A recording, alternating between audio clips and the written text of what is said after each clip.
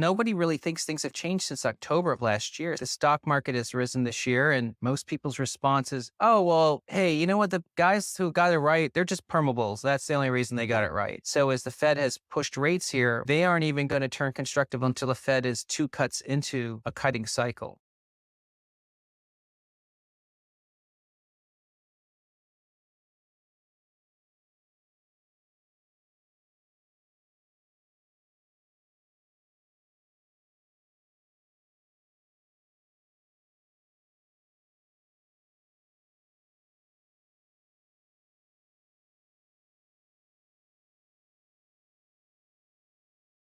You've got 6 reasons why next year has the highest probability of a double-digit stock market gain since 2020.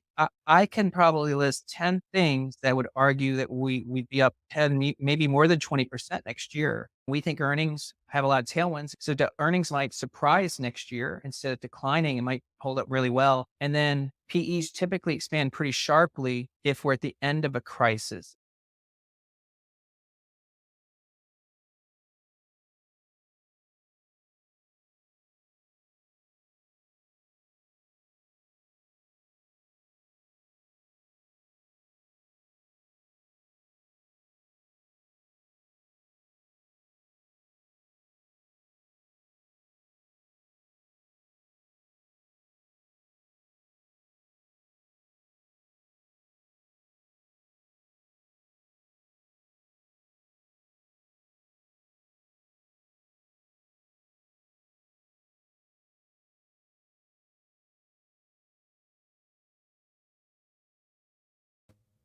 All right, there we go. I guess we were frozen there. All right, so stocks can rise in a high rate environment. Sorry for that. Muted. So many technical issues here. Basically, Tom Lee, right? His Tom Lee's been pretty right this year, and last year he was right also. We played the clip. Hopefully, it was you guys could hear it there. And we're basically going to go over the 10 reasons, right? The 2024 bull market, why he sees the 2024 bull market continuing, right? He has a lot of good aspects here. So we're going to look into that. First, we're going to start with stocks can rise in a high rate environment. Tom Lee has a very unique perspective. This is the compound. The original video is in the description if you want to check it out. So yeah, let's get started here. Make sure we can hear it. Let me know if the volume is working. Percent. So it's been a pretty good decade to be bullish, to say the least. All right, so Tom, as I said to the viewers, we're recording this on Wednesday, October 18th, and I think the story of the day was at a macro level, yields across every area of the curve pushing higher to new cycle highs. Stocks not responding very positively to that, to say the least. Where do you think we are?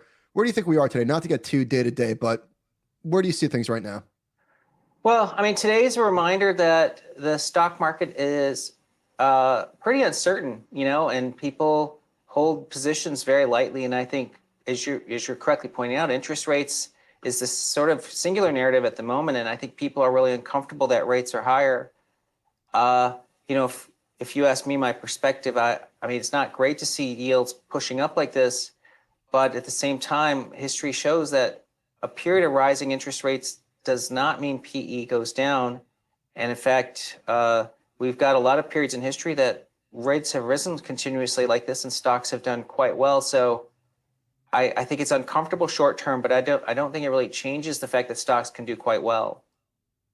Yeah, so taking a step back, it's been... All right, so first he starts with, hopefully we can hear now.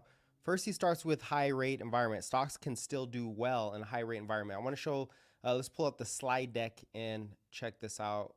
Make sure that's not in the way. Stocks can rise in a high rate environment. So if we go back to 2016 to 2018, what did we saw? Okay, we got Fed rate hikes, the Fed funds rate. You have the S&P 500 up here in north. Oh, you can't see my mouse.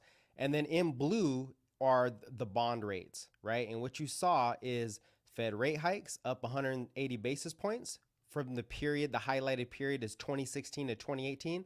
So this was about a 2-year period, right? 24 months where Fed rate hikes were, the Fed was tightening. Bond yields were tightening. They were rising, and the S&P 500 rose 35%. So that is, evidenced chart number 1. You can go check that out. The second chart, 1994 to 1998.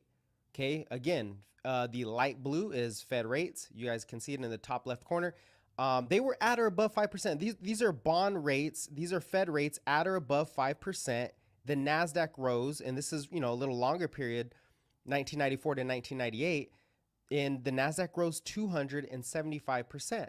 So, to Tom's point, the market can still rise well with the high rate environment. And again, going back to this, let me just preface this so you guys understand. 2016 to 2018, here was the difference. Economic activity started to rise. You had fiscal policy. You had the tax. You had the Trump tax cuts. So that was fiscal liquidity coming into the market, which we're going to need that if we're comparing it today, right? If you go back to 94, you basically had technology boom. So that was the difference. Technology was booming. Productivity started to pick up. And there were some other things in there. Economic activity is also picking up. So to Tom's point, right, stocks can rise in a high rate environment. See if we missed anything. Government spending and the recovery manufacturing cycle are the two main drivers.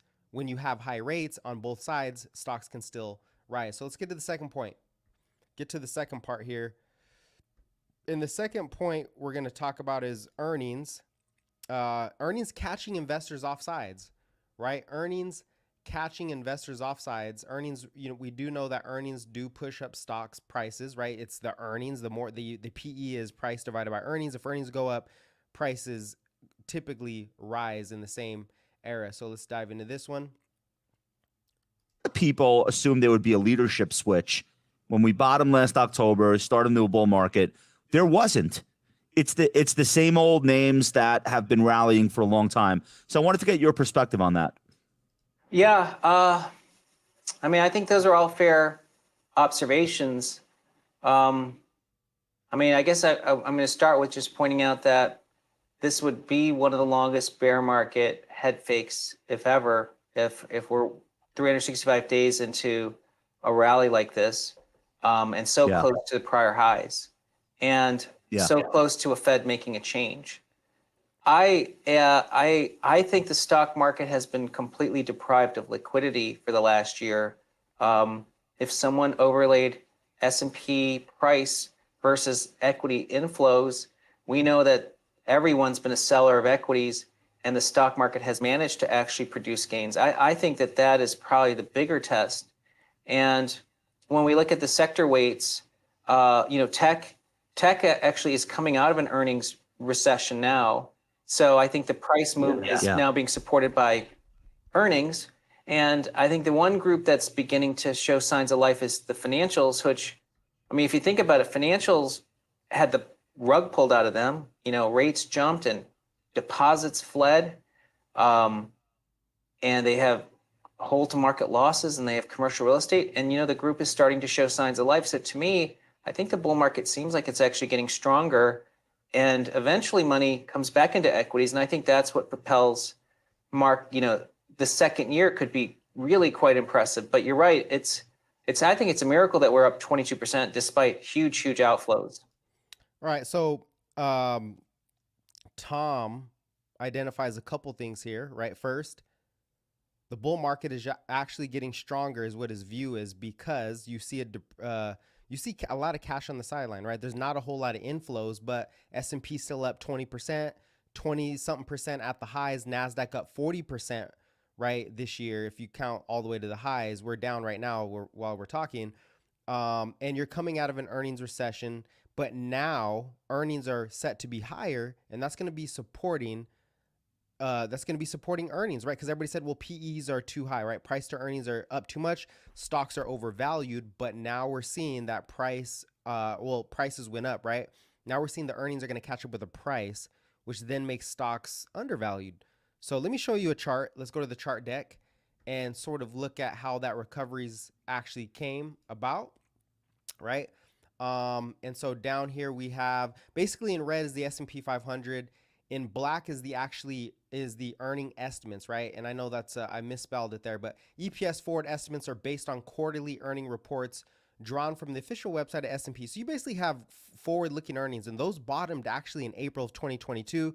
There's a lot of ways to look at this, but what you're basically seeing here is that earnings bottom first, estimates bottom first, then the stock market bottomed on this graph anyway, and earnings have been rising, right? They've been rising. Earning estimates have been rising throughout the year, and it kind of makes sense for the S&P to now start to catch up to those revisions higher, right? Second chart, if we do break down the S&P by sector, breaking it down by sector, you're getting a U shape. So yellow is 2021. I guess it's kind of hard to see with this banner. Let me take this banner off really quick.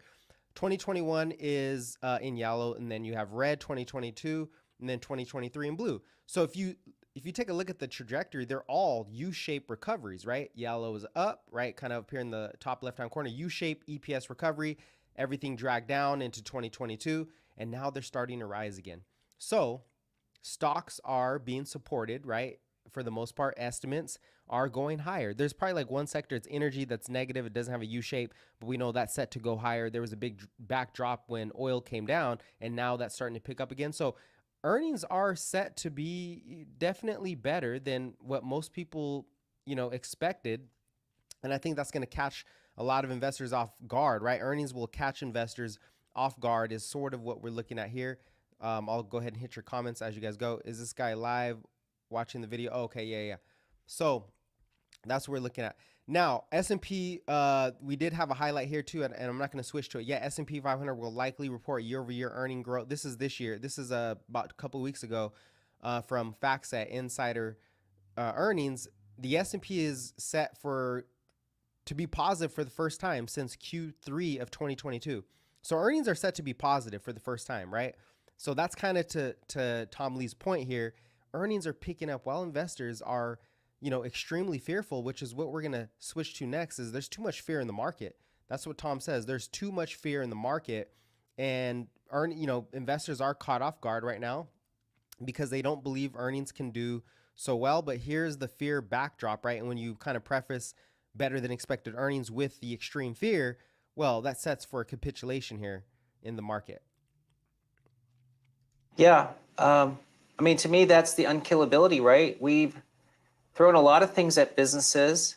We had the COVID shutdown, and then we had the supply chain bullwhip effect. We've had, as you point out, a huge, just a massive jump in cost of debt and cost of capital, and the associated consumer shock. And we had an oil shock last year, and S&P earnings are still recovering. I think it really speaks to how much better these companies have been and prepared for this cycle. And it's almost the same reason why, well, if that's what you've thrown at it and this is where PE shakes out, shouldn't PE be drifting higher from here? So you mentioned the second year of the bull market, which if we're fortunate, we'll get one. All right. So let's get back to it here.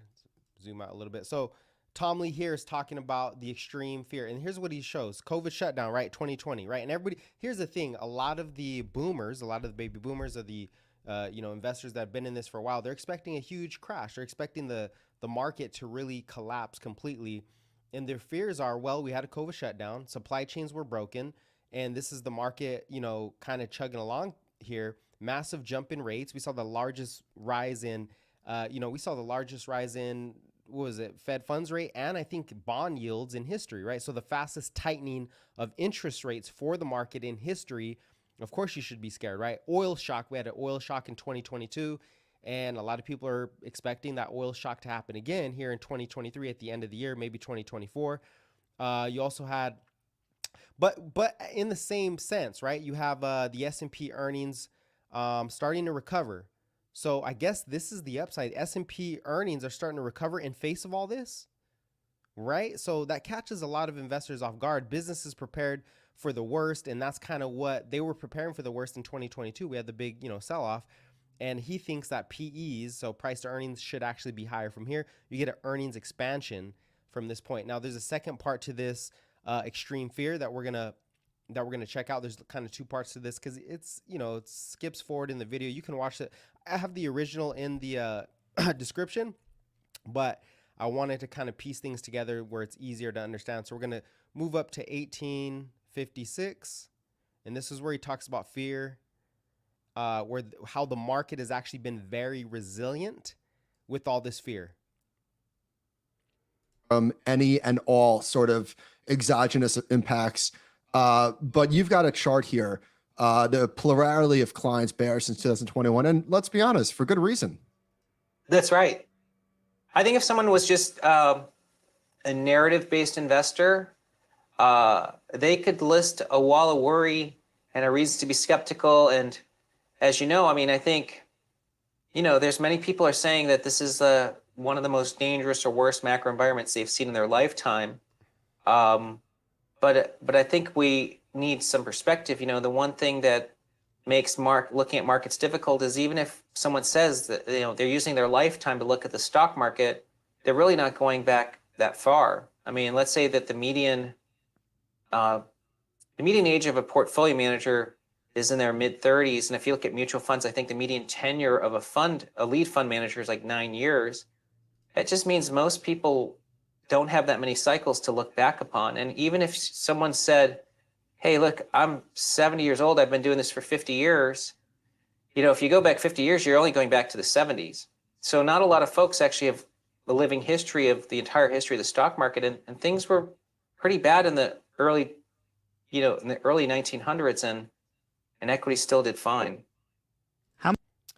So Tom Lee again, here just reiterating that, investors are a lot more fearful than they should be because they don't really have a good history of the market, right? They're not looking all the way back to the 1930s. And the market is simply more resilient than most people give it credit for. Why? Because in the time of worry, when you see prices, dropping, you see all these fears, you have a recency bias. What do we have?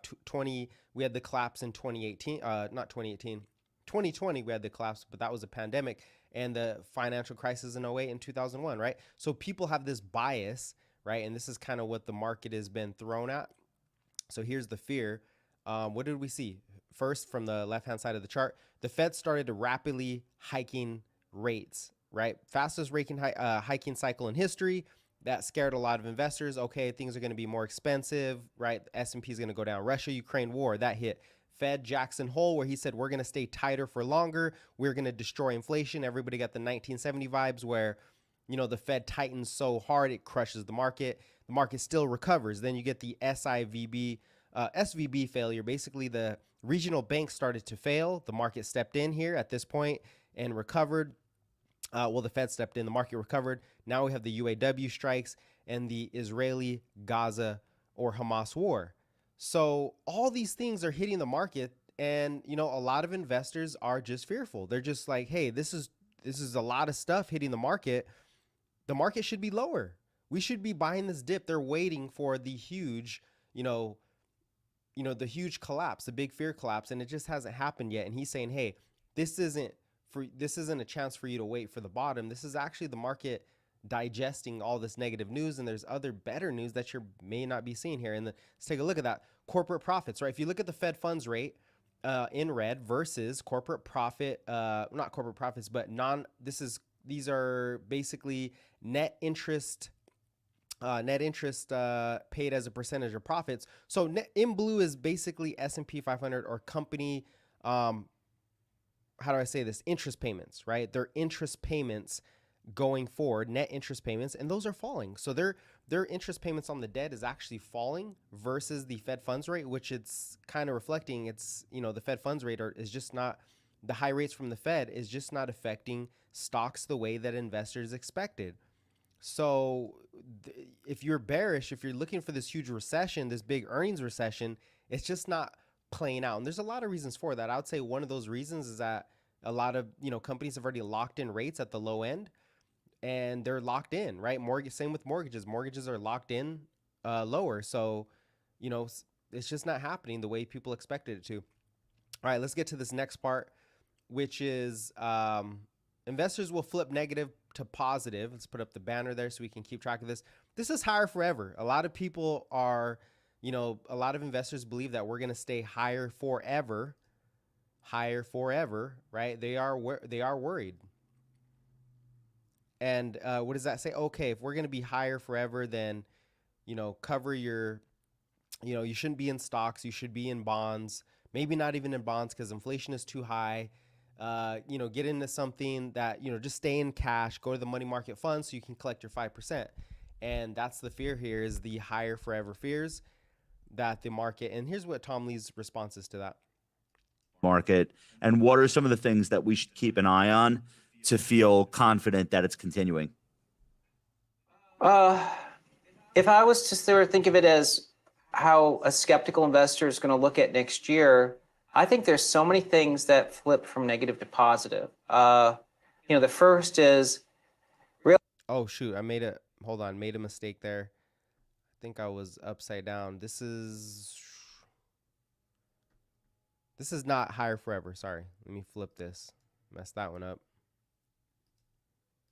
Let's go. I guess I missed it. Well, we'll just listen to Tom Lee. This is basically why investors will flip negative to positive. I think, well, we can keep up the higher forever, right? We'll just keep it up. It is higher forever. That's what the fear is, higher forever. But he's going to give a couple reasons why, the bull market does continue and investors will flip. So let's just listen into that and then we'll get back to it. So higher forever is the fear. And this is what his response is to that fear. Really the trajectory of inflation. I mean, we've seen a huge drop in inflation in the past year. And yet when we talk to those skeptical, they're like, well, hey, the drop from 10 to 3.5 was easy, but going from 3.5 to under 3 is going to be really hard work. So inflation's sticky. Yeah. I don't know. That's just someone's opinion. We'll see. We've done a lot of work on inflation. I mean, 2/3 of inflation is essentially housing and cars, and I sure don't think those are sticky. So I think next year that flips positive. And the second is what the Fed will do. And there's two parts to that, because we know Fed has two tools they're using. One is actual rates, and I think they're going to be, I think the highest probability is that they've already finished hiking. And next year that could be cuts if inflation tracks the way we think. But the second part is there's a lot of people that think it's now the word of the Almighty that interest rates are higher for longer because the Fed has deemed it so. As you know, that's a communication tool. That's Fed's imagination of where rates need to be. I think next year they'll change. They could change their mind. Exactly. Yet so many people take it set in stone, and that could be a huge surprise. I think rates, Mark Newton thinks you could even be in the 3.5-ish next year on the 10-year yield, and that would be PE expanding. Wow. Yeah. And then other things that are positive next year is, Europe is what broke. Okay, so real quick, we're gonna hit the inflation stuff, right? So part of what Tom is saying here, and we'll get to the housing, the Europe strengthening, investors are set to leave money for market funds and equities. So one of the charts I wanted to throw up here, because he did mention CPI, the inflation, if you're still worried about the inflation coming back or inflation level. Like, I know inflation is hurting consumers, but when you look at the charts, okay, this is higher for longer. In the top left-hand side, we have headline and core. It is falling. It's at 4.1% for core. We're going to get that next reading in 2 weeks, couple weeks, 3 weeks. Headlines at 3.7. Nobody expected it to be this, fall this far. But on the right-hand side, you have motor vehicles. Okay, zoom into that. Motor vehicle inflation, which is 2/3 of CPI, is falling like a rock. It is falling like a rock. So you got to consider that. You got to consider that 2/3 is vehicles and rents or shelter. And on the left bottom hand side, we have real rents. Right, let me move over so you can see a little bit. And what do you see? Real rents in red are falling fast. Those are Zillow rents. So those are the real-time rents. Those are falling pretty quickly. And then that is overlaid with Fed shelter, right? Or the shelter inflation CPI that they're looking at, which is very laggy. It's lagging by 12 to 18 months, and that is set to go lower. So basically shelter, motor vehicles, which are 2/3 of inflation, are falling. And so what do you expect? The market is forward-looking. Yeah, the market is forward-looking. And so we expect the market to price that in and, earnings, not just earnings, but valuations to improve because inflation is down. Investors get a lot more excited. And two, the shelter is still kind of hung high because in this last print, what we saw was shelter away from home, lodging, right? So staying at hotels, motels, that was up. It wasn't necessarily shelter prices as much as it was staying at hotels. So I just wanted to put that in there, and then we'll listen to what else he's saying. He's going to talk about also, and then the Fed too. Higher for longer is typically a communication tool. So the Fed does see that shelter's coming down. The Fed does see that, motor vehicles coming down, and energy is the wild card. We know that, right? Oil is the wild card, and I think it's coming down today. It is trending up a little bit, but it is the wild card. So when they see that, the higher for longer is a tool, a communication tool, and we're going to talk about that later to get the bond market up. As a matter of fact, actually, I think we're going to get into how that works later. It's called the Fed Bluff. The Fed is calling the buff here on the market, the bluff. I'm sorry, the Fed is calling the bluff for a lot of investors, and or the market is calling the bluff for the Fed. And I know people say don't fight the Fed, but what is the Fed actually doing? This is a lot different than it has been in the past, and I think that's why investors are confused here. So let's finish up on what else he's positive about. Let me rewind it a little bit. I think we missed a little piece of that. Okay, here we go. You could even be in the 3.5-ish next year on the 10-year yield, and that would be PE expanding. Wow. Yeah. And then other things that are positive next year is, Europe is what broke, and China is what broke from monetary policy hikes, and they could be coming out of this as well. And on the geopolitical side, I don't know what's going to happen, but it doesn't have to be widening and worsening next year. That's a little bit unknown. And then fourth is investors, if the first three things happen, they're going to move money back into equity. So I think Ari's point is correct. Next year should be even stronger than this year for those reasons. So again, right, he mentions CPI is coming down, right? Shelter, rents, motor vehicles. That's a lot of the inflation. The other part is energy, which they say, hey, we're looking at core here, so core is coming down. Next, Europe and China were a lot of the worry, but they've already rolled over. Those economies have already crashed to some degree, and they're actually in the recovery phase. And we talk about this all the time on the stream, how China is actually recovering. It's not as bad as people expect it to, and that should lead global growth. And also, there's so much money in the money market funds. There's a lot of cash there. If things do start to flip positive because CPI is down, because inflation's down, the war starts to resolve itself. So the big wild cards here are oil and the war. But if those do get resolved, nobody's going to want to stick their money in money market funds. They're going to say, hey, let's get that cash out. NASDAQ was up, 40% on the year. Why wouldn't we get long tech stocks when they're going to benefit from this rally? So that's that second part. Now, still higher for longer. We're going to still stay on this segment. Cuts are typically bearish, right? We're going to talk about cuts being bearish. We're going to fast forward this. And again, so you can see the actual timestamps here. We're at like 20, 21:30. All right, right here. So this is still the higher for longer. This is the other reason, the fourth reason why we're bullish in 2024, because people are fearful of higher forever, higher for longer, higher forever. And that's not that might not be the case. Maybe that won't be bullish at that time, whenever that is. But I do hear a lot of people, well, there's no cuts on the table for this year. All right. Does that necessarily have to be bad? Yes, that's right. And I think, maybe the corollary I would just point out is I think many are viewing this as a classic business cycle of an overheated economy that the Fed has to break.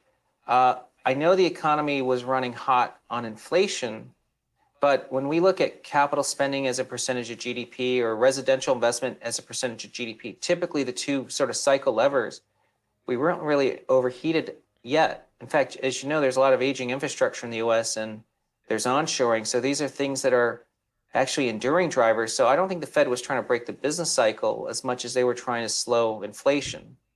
Tom, Josh asked you about potential contrarian indicators, and a classic one is looking at how much investors have allocated to cash as a percentage of their overall portfolio. And Bank of America is.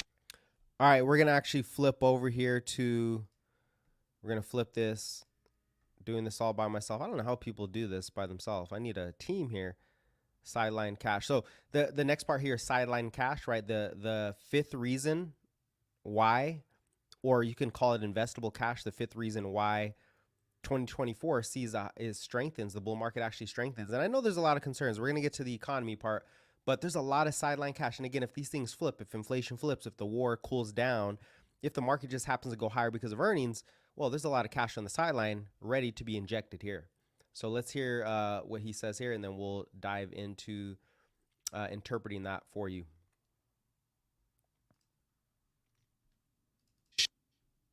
Showing that that number is now at 15%. It's not quite as high as it was in February 2009. Things aren't quite that dire. In March 2020, that number got up to 15%. But I would argue that this chart is not meaningless, but maybe without the context of where rates are today, wouldn't you say that investors hiding out in cash, despite the great year that's been 2023, has been a rational decision? Yes and no. First of all, that's a great chart. And I kind of agree with the idea that, look, if the cash stays in cash, then it doesn't mean anything. But if the cash is going to move back into stocks, it's a huge signal. I think people feel comfortable owning cash because they can earn 5% guaranteed this year, whereas they lost money in stocks last year. But they've had a huge opportunity cost this year because, hey, I'm a genius, I'm earning 5%, and the S&P's up 13. So they've given up 8%. Yeah. Well, risk adjusted, they would Yes. say. Risk. All right, so here he basically shows that chart. Let's throw that chart on. I need somebody to put my chart on. Let's take a look at that chart. And what this reflects here is that, there's so much cash on the sideline. Historically, the average for cash is at 13%. They're in the middle, that light blue line. That is the average percentage of cash holdings. But those cash holdings are now at 15%, which were at the March 2020 highs. Well, what happened in March 2020? That was the start of the bull market from 2020 to 2023, right? I'm sorry, 2022 to January. The last time we had cash levels even close to this high was back in 2009 at 21%, and that was the secular bull market that we had. So the idea here is that, well, if cash is this high, investors typically don't stay in cash for very long. Usually that trend starts to reverse.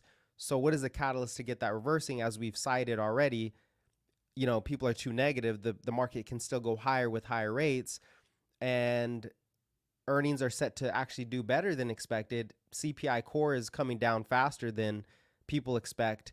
Oil is the wild card. So if the war starts to settle down, that cash should be flowing back into markets pretty quickly as an injectable bullish narrative. So that's what he's saying there. And when you have a lot of cash on the sideline, it just takes one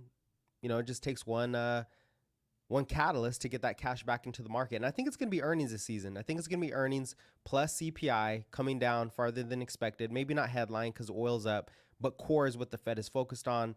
And we've already heard that the bond market is doing the work for the Fed. So missed expectations. This is the sixth reason investors expect, or the sixth reason that the 2024 bull market strengthens, or we get a bull market strengthening into 2024. Missed expectations. So what are those expectations from what are the expectations we're talking about here? We're actually talking about the expectations for a recession. Everybody's expecting the recession. You've heard it. Everybody hears it. You hear it all the time. Fear and doom and gloom all over the internet, all over Twitter. And if those expectations don't get met, well, here comes that cash. We've seen. And I think this chart illustrates that idea really well. We're looking at the Bank of America Global Fund Manager Survey. And what this chart is showing for people that are listening is a rolling 1-year return for the S&P 500 overlaid with the net percentage of respondents that are expecting a stronger economy. And just eyeballing where we are today, I don't know that there's ever been a bigger gap between what investors are expecting in terms of a stronger economy. That number's at negative. That number's at negative 50. 35. I think that's the S&P. 50. But either way, there's a huge gap between what people are expecting the economy to do and what the market has done over the previous year. And usually you would expect that sentiment follows performance, right? The stock market went up, people expect the economy to strengthen, and markets down, people get bearish. There is a very unusual dynamic that's at work here. Yeah. I mean, look, if we kind of looked at it as a living history document, because this reading's been bearish since July 2022, the economy has vastly outperformed anyone's expectations. I think most people, had a very simplified view that, hey, look, the Fed raises rates, economy's gonna crash. I don't know if you guys remember, the PMIs and CEO confidence collapsed earlier than anything because they got the message from the Fed. Logically, S&P is just the aggregate results of 500 companies. All these companies got cautious. They're not getting tripped up. I mean, a recession is really a sudden change in business conditions that catch companies by surprise. They all braced for something that never happened. And now I think you have to build inventory and expand. All right, so here, Tom talks about how everybody was expecting the recession. A lot of the leading indicators, I'm going to throw this on really quick, just focus in on the blue line. The blue line is the leading economic indicator, the ALEI, whatever it is, and we're going to get to this later, which is basically a lot of the indicators for businesses were negative. They're signaling recession, but that recession just didn't come yet. It still hasn't came. So what is it that people are bracing for? If maybe it already happened in 2022, right? Investors are expecting this, but it just hasn't come yet. And I think they might be talking about the labor market here, so we're going to get into that. But I just want to show they're talking about the ALEI. It is a board of they take all these different metrics and they basically say, hey, this is where things are headed. I think they talk about this next. So I want to follow up on that. We always talk about the unemployment rate as a lagging indicator, like notoriously so. But actually, if you had one economic variable to focus on, and you based all of your expectations for stocks on it, you could have done way worse than just looking at unemployment.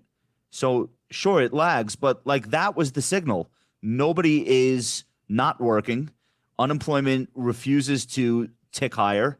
And that tells you that things are pretty okay across the board. And if you just focused on that and tuned out things like PMIs, et cetera, you largely got the story right. For how much longer could that continue? Like at a certain point, things will turn down. The job market will look great, right until it doesn't. But I guess I wonder if you think that's as much of a lagging indicator as it used to be. I understand why people call it a lagging indicator because, when they look at the impulses of wages or wage expectations and people tend to think, oh, well, wages go up and that drives inflation, but we know wages really lag and they're actually just trying to catch up to inflation. But I do think the reason employment is a good metric, as you're saying, Josh, now is that I think there is an underestimation of the supply side of employment, that we could actually keep unemployment rates this low for a while still adding jobs because we know a combination of participation rate rising, which means more people coming into the workforce. So we can still keep adding jobs and not really get an overheated employment economy. And then there is this huge supply shock because of the number of migrants that have come into the US in the past year that aren't yet working. And I think eventually that actually kind of adds another pool of workers. So I think that we might be pinning unemployment rates low for a long time. And as you're pointing out, that would actually be good for the economy because it means people are making money. Tom, I'd love to get your take on retail sales and the continuing strength of the economy. All right, yeah, we're going to skip that. All right, so check this chart out. We're going to look at, they're basically talking about employment. What Tom says here is employment doesn't lie. Okay, so I know we're expecting the recession, investors expecting that, but you need unemployment to spike. You need claims to come down. You need the labor market to fall apart. And he says that migrants are actually helping the supply. But we're going to check out, look at the data here. Let's just look at the data. Let's use common sense. So top left-hand corner, low unemployment, right? Unemployment rate is still at 3.8%. It's been there for a long time. It's pretty tight. And, it's, that signals that, hey, there's no recession coming until that thing starts to spike significantly. And next to that, in the middle, at the top, falling claims. These are initial jobless claims, or the moving average of jobless claims. They're rolling over. So there's no sign that people are losing their jobs at a massive scale. It's just not there. And then I know the sign's in the way, but the next one is positive payrolls. Payrolls have beat expectations. They've been rising for the last 3 to 4 months. And a lot of people just, it's hard to believe this. The jobs market has been pretty tight. Well, the next argument is, well, there's going to be a lot of wage pressures and the Fed's going to have to increase and tighten, monetary policy because there's too many jobs. Well, there's not too many jobs. It's just that, you don't want wage inflation. And in the bottom left-hand corner, we see easing wage pressures. This is average hourly earnings, and those have been falling, not too fast, because you don't want wages to fall too quick. You want wages to, to stay up, but they're definitely above headline inflation and core inflation, and they're also slowing a little bit. So you're not getting wage inflation, right? That's what the Fed wants to see, is there's people have jobs, they're earning money, but wage inflation is not going up. And that's probably because the migration coming, a lot of migrants coming in, stepping in the job market, so they don't have to raise wages to get people to work. So that's actually helping to some degree. And then in the middle half, you're not getting wage inflation because the labor force is picking up. Labor force participation is up. You're getting a growing labor force back to pre-pandemic highs. And that's what you want. You also get an increase. And so, the economy's too hot. No, increasing productivity. You have the U.S. Labor productivity picking up, which is basically the output of goods and services per hour worked is rising. So the economy is growing. It's becoming more productive, which means it can absorb any type of inflationary pressures. And people have enough money to spend. They have enough, or they have jobs so they can spend. And hey, where's the recession? Where is the recession? Next, we're going to go to flawed indicators. This is the 7th reason why the bull market continues. People are just caught off sides. So what do we have so far? Stocks can still rise in a high rate environment. Earnings are going to probably catch investors off sides. There's too much fear in the market. They're expecting a big collapse. It's just not coming. The Fed is saying higher for longer, but is that really the case when CPI is falling at the rate it is? Car inflation, motor vehicle inflation, housing inflation is coming down. There's a lot of cash on the sidelines. So if the narrative flips, here comes that cash. And then the recession, right? The recession just isn't here. We saw the employment. Employment is the number one indicator for the economy to stay afloat. And we're not seeing any cracks in the labor force. As a matter of fact, it's starting to strengthen here. And next we have, flawed indicators. And we're going to talk about why these indicators have been flawed. Not everything's perfect. If every indicator worked, everybody would make money. Markets change over time. So you got to do a small investigation and say, okay, what the hell happened? And how do I avoid this into the future? How do I think about this and process the changing of the business cycle? Let's dive into this. The leading economic index, the leading economic indicator index has been negative for quite a long time. I don't know if it's a record, but it is something. And then when you juxtapose that, I wish I made the chart of this. When you juxtapose that with the Citigroup Economic Surprise Index, how do we square what the hell is happening? Yes. Now, the LEIs is comprised of weekly hours of manufacturing, initial claims, new orders from ISM, permits, and of course the stock price itself, right? The S&P, and then the yield curve. We know all those financial market components have been negative. I mean, the ISM's been negative, but we know that that's because people just got cautious. It's not because business has turned down. And I think that LEIs are kind of flawed in this cycle for the same reason that it's not a business cycle. I'm making an observation that maybe we'll regret, but I think that we're fighting an inflation cycle, and that's why the LEIs have turned down the way they are. It's not all hard data, is what I'm saying. Yeah, and there's been a huge chasm between soft data, which has been persistently negative, and hard data, which is reality, right? Yes. Facts versus feelings. Facts have been, outperforming feelings for a long time, and I think a large component of that is the inflation. So you've got a chart up here. All right, yeah. So before we get to this one, the LEI indicators, right? And we're going to see this pop up again because they talk about this, but this is important. So LEI is basically you take it's basically a sentiment indicator, and it's the one in blue. Red is actually earnings expectations. So those are moving up, or we're going to talk about this. I just didn't have the LEI indicator on my slide deck, but it is in recession. It's the blue line, right? It is in recession, and it points to, you're looking at the manufacturing cycle. You're looking at basically employment, new orders, all these different sentiment indicators from that come from CEOs, that come from supply chain managers, and they're negative. They look like we're headed for a deep recession. But what Tom is saying here is basically these are sentiment indicators, and there's a flaw because people are more cautious than anything. There's not actually a recession. They're just acting cautiously because the Fed has spoken ahead of time, right? The Fed has never in history communicated so much onto the market. You get Fed meetings every week. This is never a thing in the past. So they're communicating tight, higher for longer, higher forever. We're going to tighten rates. There's going to be some pain. So the sentiment indicators are soft data. They're sentiment indicators. The hard data says otherwise. New orders are actually picking up, but you know the LEI indicators basically supply chain managers saying, hey, maybe we should order down, maybe we should cut employment, and we're bracing for a downturn, but it never came. So that's why there's this recessionary. That's why a lot of these leading economic indicators are in recession, but we're not in a recession. Or you could say we are in recession. We're just not in a deep unemployment spike in recession. We're not in a labor market recession, that's for sure, because these these CEOs and these supply chain managers they've been bracing for it, and they're just overly cautious. That is the reflection. It's overly caution. It's not actual hard data recession. Make sure I didn't miss anything. And then the next one we're gonna get to this is the Fed Bluff. This is a big one. And I think the takeaway here, I'm just going to read through my notes really quick. The takeaway here is, let me rewind this so we can see, or we didn't even get it, huh? Let me put this up here.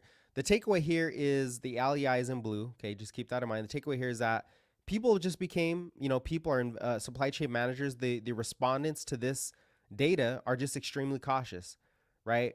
It's not a real systematic downturn in the economy. Some areas, yes, housing, financials for a while. Regional banks downturned a little bit. So you have some weakness, but it's not a huge systematic downturn in the whole economy because the Fed has been more communicative, right? About their expectations, higher for longer, higher rates. So they're cutting back to meet the expectations of those higher rates so they don't blow up. So the LEI sentiment indicators just prepared for the worst, right? But the Fed is actually fighting inflation. They're not fighting the economy. That's the point that Tom is saying here. The Fed is not fighting. They're not trying to crack the economy. They're just trying to fight inflation. And that war is actually making progress. And this is the next slide. We're talking about inflation here. Let's get into it. Let me change the banner. So the next one, calling the Fed's bluff here. We're looking at CPI, average CPI. Well, he'll talk about it and then we'll get through it here. So calling the Fed's bluff. Here, talk us through this. Yeah, well, it's I really wanted to highlight where inflation has sat. This is core CPI. Since 1982, for instance, which is the end of that inflation war, it's actually averaged 2.8%. And that's 80 basis points above what the Fed has said is the inflation target of 2. I mean, I think that this really just speaks to, like, let's say that you're the central bank and you're trying to get to normal conditions, but if you're defining normal conditions as 2%, it's actually almost never existed in the last 100 years. I think that's what this chart is showing. In fact, the average since 1960. I think we have recent. Hey, check this out. I'll throw it up on the full screen, but this is a really important chart here. This kind of blew my mind. And it's basically, the Fed keeps saying 2% target, 2% target. And what are they 2% targeting? They're targeting core CPI. But historically, since 1982, CPI has averaged 2.8%. So what is the Fed actually doing here by saying 2%? Are they really, that 2% average doesn't exist. It's 2.8%.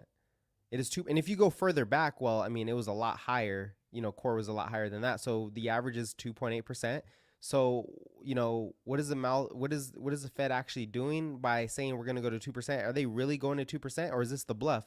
Is this the Fed trying to get financial conditions tighter by communicating with their mouthpiece? And I try to say this all the time. Look, the Fed, you can't trust everything the Fed says because it's not fact. It is to get an outcome from the bond market. And we're actually going to look into this. This is from Jerome Powell's own words, right? Let's check out this video in between, and then we'll have to switch back. Hopefully the sound is working. Listen to what Powell says about what he's trying to do with the bond market. So this is calling the Fed's bluff. Listen to what Powell says here. There are those who suggested, including some colleagues in the Fed, that maybe the bond market is doing part of your job for you. Is that the way you see it? I would say it this way. The whole idea of tightening policy is to affect financial conditions. And to the extent higher bond rates reflect, they're producing tighter financial conditions right now. So that's how monetary policy works. That's literally how it works. In principle, as long as the bond rates are going up for some reasons, and they're not going up just because they expect us to do things, so that if we don't do them, they'll come right back down. And we don't think that's the case. Right. So what is Powell saying? Were you guys able to hear that? I'm hoping it worked. Let me know if you heard the that last video, because if not, then there's some kind of issue with the switching to the videos. Well, anyways, before I hear anything, what is he saying? What is Powell saying? That, hey, we're trying to get the bond market to tighten conditions using our expectations. That's why Powell keeps coming on and over and over and over, because he's trying to get expectations up. What is this? Oh, we got an error. That's fine. Whatever. I'll remove that. So they were trying to get expectations up. That's the point, by signaling the bond market to tighten conditions for it. So basically right now, the bond market, bond yields are tightening 30-year rates, right? Housing market rates. Why? Because the housing market got, you could say overheated. Some people say it's not overheated. But the point is, if bond yields tighten for the Fed, they're done tightening. They no longer, and they weren't doing that beforehand, right? The Fed is at 5.25, and the bond market was at 4.5. It stopped going up. Now it's going up again. Might have peaked today after Bill Ackman signaled that he's done shorting the bond market. He covered his position. The market should be recovering now. We're going to do the technicals later on a new episode or a different stream. But, he's calling the Fed. We're basically calling the Fed's bluff here from Tom Lee, saying, hey, the Fed cannot keep tightening. Or they say 2.2%, but 2.8% has actually been the average. We have recency bias from the post Great Financial Crisis period, where you had extremely disinflationary CPIs routinely, and so we all think that's normal. 50 basis points, 1%, like that. I think that's people, to your point from earlier. People can't pull the lens back far enough because maybe they haven't been around that long. That's right. And we have a chart that's at the end of the deck I sent you that shows, if you look at the 5-year growth rate of people aged 30 to 50, overlaid with core inflation, it almost could explain why core inflation was as low as the periods that you mentioned. And it shows that if you look at rolling core CPI, it should have been turning down on Q like in the mid 80s and bottoming around the mid 2000s. But that's because of the growth rate of people aged 30 to 50 was the nadir at that time. And now that it's turning up because of millennials and Gen Z, I don't know. I mean, not that the Fed wants to make changes, but it would argue that you should really set a range for inflation of 2 to 3%, not 2.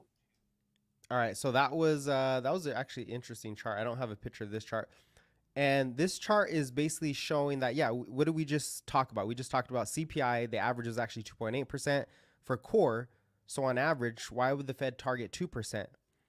Why would they go so low? They're overshooting to what? To get the bond market higher, to tighten for the Fed, so they're using their mouthpiece, right? And I actually wrote about this on Twitter. I'm going to pull that up too, because it really kind of puts things in perspective for people. And I want to do this without messing up the volume on the stream, because last time it messed up.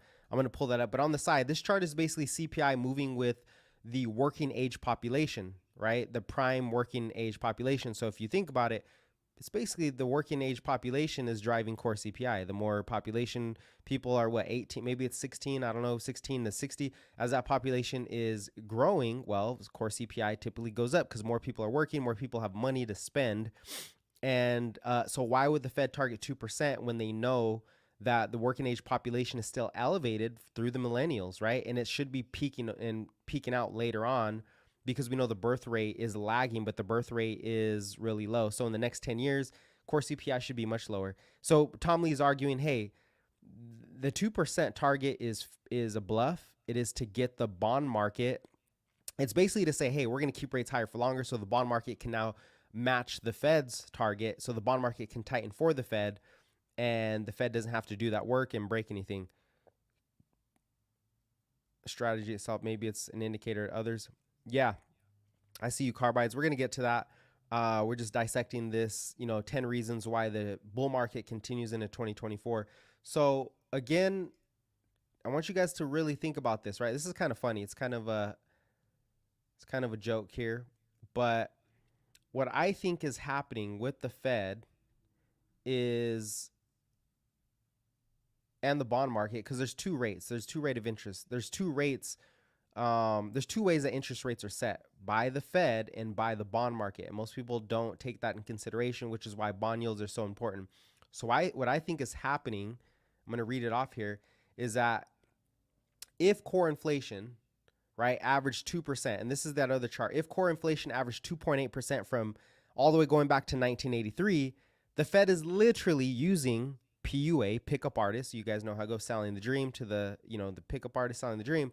I don't know if I can say that on here, but the Fed is literally using the PUA, pickup artist technique, higher forever is what they say, to get the bond yields high enough to do the Fed's work, right? Because you're scaring and saying we're going to be higher. So if we're higher, then you must, inflation's a real issue, and you get Bill Ackman shorting bonds, bond yields go up, the bond market throws a fit.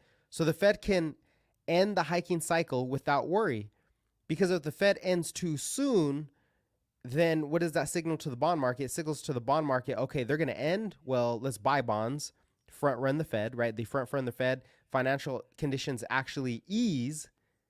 Oh, look at Bukowski already knows, negging us. That's hilarious, Bukowski. You know about that. So the bond market actually eases and stocks go higher, and financial conditions do the opposite of what the Fed wants. They actually start to ease, and that they ease before inflation is done. So instead, they're doing what? They're using their pickup artist technique, higher forever, to get the bond market tighter, to get, not really to knock stocks down, but just to make sure conditions are tight enough, at a restrictive level enough for inflation to not move higher because it's too restrictive, right? So they can end the hiking cycle. It doesn't mean they're cutting. It just means they're ending the hikes. The market's already going to front run that. It's already tried to do it multiple times. And if they end the hikes, the bond market stays high, and they don't have to, or it's high enough where they don't have to worry about, inflation is going to come back because bonds, because rates came down. The yields are high enough to tighten for the Fed. That's exactly what's going on here. This gives the Fed room to orchestrate a soft lay, right? Negging us, a soft lay landing in 2024 by cutting when core approaches the true range of 2.8%.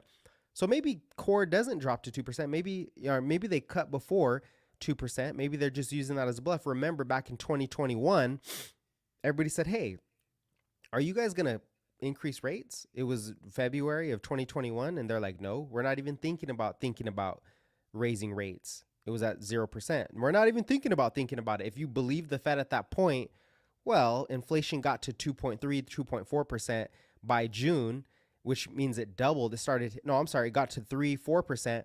And at that point, the Fed still said, we're not even thinking about hiking rates. So you got June, July, August, September, October. Everybody's like, what the hell? What's going on here? Jackson Hole, November, the Fed says we're going to start a hiking cycle in 2022 in March. So it's when inflation hits a certain level that the Fed reverses course, per se. And maybe it's at 2.8%. Maybe it's before 2.8%. This is when they start injecting liquidity. If something does break, they inject liquidity just like they did during the banking crisis in March. So perma-bear, and this is the funny part, perma-bears see higher for longer as higher forever. So the perma-bears, this is why I said this is going to be a bear market trap, a bear trap, because they're seeing higher for longer. Everything's going to crack. 2008 financial crisis. Everything's going to shit. We're dead, blah, blah, blah. They're recency bias. They're looking at, oh, wait, there's been many recessions. Recession is a slowdown in financial conditions, a slowdown in the economy. It's not a collapse. Recession doesn't mean collapse, financial collapse, bro. That is a black swan event. So the doomers, the gloomers, the perma bears, they see higher for longer. The Fed is selling them a dream, right? PUA. And, what happens when you sell the dream, you get the lay. So if enough people believe it, the market does the Fed's work for the Fed, right? That's what you got to think about. And right now the market is believing it. Maybe it's over now because we see bond yields coming down. So that's that segment there that I wanted to point out. And here, inflation doesn't need to go to 2%. That's the main point that I'm trying to make here, or that he's trying to make in this one anyway. So the next part, we're gonna skip to the next part. Let me see, make sure we're there. 36. This is really great information by Tom Lee. He always has the most unique perspective at all the bulls. Most people just say a bunch of crap. He has a very unique counter intuitive perspective that catches people off guard, and that's why he called the bull market last year and everybody said no, he's crazy, and they hated him, then they loved him, and they still hate him because they're still waiting, right? So this next part, people have a recession. This is a recession of the mind, right? I try to tell people, I don't know everything, I'm new to this, I'm still learning myself, but there is a recession of the mind. Is there a recession happening? Sure, there is in certain areas. It's a rolling recession, but the whole unemployment spiking to 10, 12%, that's in the head. That's in the head of a lot of people. That is in the mind. And let's listen to what they say about this. Live through a soft landing, or we're living through it right now? Yes. And in fact, it's possible to even say that with retrospect, maybe the recession already happened in 2022, because we did have 2 quarters of negative GDP. And this is the bears. How dare you say the recession already happened? How dare you? The recession didn't come yet. How dare you? Negative GDP for 2 quarters, blah, blah, blah. So, hey, maybe it did happen in 2022. Is why the curve had inverted. So it's possible to also say that the curve wasn't wrong. It's just that people are looking forward for the recession, but that negative, that speed bump in growth had already taken place. I mean, GDP hasn't even resembled a recession at all in the last couple of quarters, and now earnings are turning up. And as you know, the reason earnings were negative in the first 2 quarters this year was really because of basic materials, energy, and healthcare. So you still had the majority of sectors posting positive earnings growth. And yeah, and is this? I guess I have. Sorry, I have so much trouble with the concept of a recession where we add 200,000 jobs a month. I have so much trouble with why, people are even using the R word until we see some uptick in jobless claims or something. And it definitely wasn't around last year. Could you have a stealth recession? Like, what the hell do we even call that? I mean, it was, when I was at this CNBC summit in May, and there were a lot of CEOs there, do you know they all called that several people called it was a recession of the mind, that the media said we have a recession, Yeah. but they were, and they didn't want to counter that, but they didn't see a recession. Are you Recession of the mind, right? You're getting played here. The media, again, trying to get you to sell your bags so they can buy them lower. Typically happens. I know you can say that on both sides, but let's do some digging here. Let's look a little bit at the actual data. And I saw what you said, Carbides. I'm going to read that comment.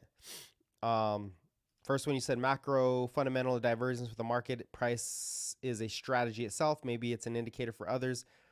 Yes, that's why I think the macro is so important. When you put together the technicals, the fundamentals, and the macro, right? You put them all together and you can see the clear picture. Maybe not on a day to day, week to week, but if you look quarterly, it's pretty clear where the market is headed. With how fast information travels in today's world, what you say has more leverage than what you do because of media, right? So the Fed is using the proverbial weapons of words to attack inflation right now. Exactly. They're attacking inflation using the words, and the market is, figuring that out ahead of time.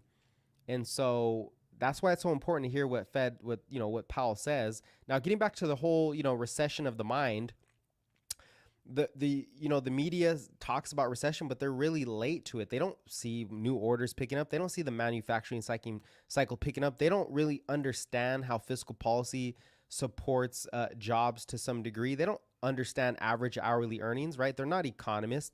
And either way, well, I know if you're on CNBC, a lot of them understand that. But what I'm getting at here is when we look at the real data, you hear this all the time. Where the hell's my chart at? Damn it.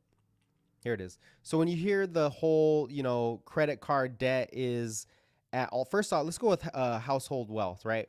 If we go from 2016 to 2019, compare that to 2019 to 2022, the median and mean family net worth, household wealth, is much higher than it was.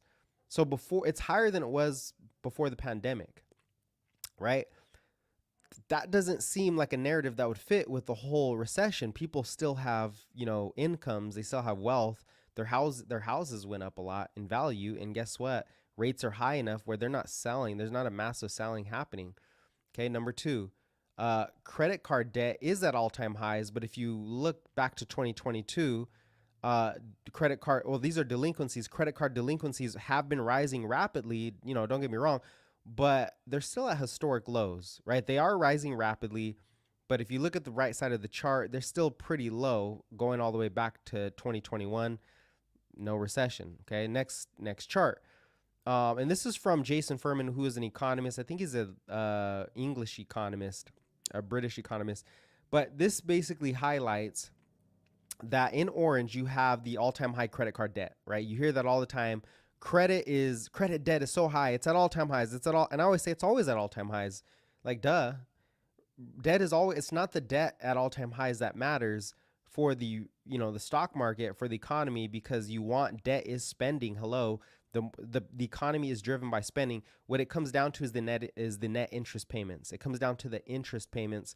And in blue, you have credit as a percentage of income, and that's actually really low, right? So as a percentage of people's incomes, well, it's actually lower than it was for the last 25 years, which tells you, other than the pandemic when we had all the checks, which tells you that actually, no, there's not a, it's not a big, like if you took out a mortgage, 50,000 and, 5 years ago, or I'm sorry, if you took out a 500,000 mortgage, yeah, that's a lot of debt. You're in debt 500K versus 10 years ago, it might've been 250K. But if your payments are $1,500 a month at 500K, and 10 years ago, rates were higher or your income was lower, and 10 years ago, yeah, you were only 250,000 in debt, but your interest payments are 2,000. I mean, I know that's kind of a confusing concept, but the point is people have enough income to pay off their debts. There's enough disposable, and you're going to point out the exceptions. What about the 5 people who are defaulting? Well, household wealth is at all-time highs, right? So again, a lot of these narratives are basically are proven to be wrong, and that's why the market is smarter than us. The market is moving higher, in my view. All right, so back to it. That is the recession of the mind part. Okay, we're gonna move to number 10 now, and number 10 is actually, you know what? I think, what are we at, 39? Actually, we're gonna let this drag on. I want you to hear this about mortgage rates, and then we're going to get to 10, right? So mortgage rates, we're going to go over mortgage rates, home sales skyrocket. Listen to this. This is the last part of recession of the mind. I just want to go over that economic data that people talk about, credit card debt, household wealth, and blah, blah, blah. It's all bullcrap. All right. Surprised, given that obviously, Fed funds rates are, it's a very blunt tool. They can't precisely, it's not surgical in terms of different areas of the economy that they can impact. The epicenter, where people are feeling it most, are new home buyers, which of course is a very small fraction of existing homeowners, unfortunately. But we just hit a new cycle high today. 30-year rates hit 8%. Are you surprised that with mortgage purchase application index at a 40 low, whatever it is, that the housing market has essentially frozen over, at least certainly the existing home sales market, and that nothing really has materially broken? Yeah, I mean, I'm going to explain it in a way that I think kind of makes sense. The monetary policy, as you mentioned, it's a blunt tool instrument, but it's also designed to break something that's overheated. And so when they raise rates and they're, trying to, let's say, transmit it through a mortgage, if the housing market was overheated, it would have collapsed. And you'd have a ton of foreclosures, and you'd have a lot of people, like in '08, having 2 or 3 homes, and speculative bubble burst. But as you know, housing hadn't really become that overheated because there was a supply shortage already structurally. And in fact, the opposite's happening where the mortgage rate is now overshooting relative to where it should be, because that's what that chart shows, that the historical spread of a 30-year mortgage to a 10-year yield should be 1.68% or so. This is a really great chart. There you can see basically the Fed's communication tool, right? Using their expectations have scared the bond market so much that the spread, obviously 30-year mortgages track the 10-year yield, 30-year mortgage rates track, the benchmark rate, which is 10 years, and that is average at 1.68. But that has diverged increasingly, and a lot of people think this is higher forever, but it's really an overshoot. And so it should come down sharply. And part of the issue isn't that the housing market is so hot, so the Fed has to crush crush growth. It's that there was a supply issue. If the labor market is so hot, that is demand coming in. And this is the point I was trying to make about the debt. Inflation is not that demand just goes up extremely high. It could be that supply is supply is constrained, therefore prices go higher, which is not a overheating economy that the Fed has to actually hurt, right? And so what that tells you is that the Fed doesn't really need to be higher forever or really hike rates higher, because the market is doing the job for it. 30-year mortgage is already up, and this is really a recipe for a lack of supply. Once that supply comes back on, rates ease, everything starts to ease again. So they can't control supply of housing. So what do? They have to actually lower rates to get supply up, because that would incentivize home builders to start building. So it's a really tricky environment. And I think this is why people are confused, because what's happened historically just isn't the case. And anyways, this is a great chart showing how the spread between the 30 and the 10-year on average has diverged, and you get a whipsaw effect, right? Not everything goes to the sky. So that whipsaw, when that whipsaw does happen, when it does come back into alignment, the economy is actually going to strengthen here, because if rates come down, the housing market demand picks up, houses get sold, supply comes back online, and now you don't have inflation, and the housing market prices actually fall because existing homeowners can now move because rates are down, and you have more supply, period. So we're setting up for actually a market boom in 2024, and a lot of people are just not going to see this. And I'm not saying it will happen, outside of a black swan event, but it's pretty evident that most people don't understand are not really considering that this stuff doesn't, the fear mongering doesn't really play out the way they expect. So the prevailing mortgage, 10-year mortgage, 30-year mortgage, should be, 6.6% right now, and it hit 8% today. That 120 basis point of higher mortgage rate of 8% is showing you that issuers are so uncertain about where rates could be that they're charging almost usury rates to borrow money. And also the Fed, but the Fed not buying more, $40 billion worth of mortgage bonds a month is certainly helping the spread widen, no? Yeah. Oh, yeah. And that's a good point. Yeah. And liquidity, nobody really, it's, long-term bonds are kind of a hot potato in general, when the Fed says higher for longer and they're doing QT. But I think the All right, well, let's get to the next part here, right? The next part is important. This is number 10. The number 10 reason why we get a vicious rally, 2024 rally, it could be vicious, closing the gap. What do I mean by closing the gap? What are we speaking of here? Let's get to it. 42.59 is our marker, closing the gap. So again, I told you we're going to come back to this chart.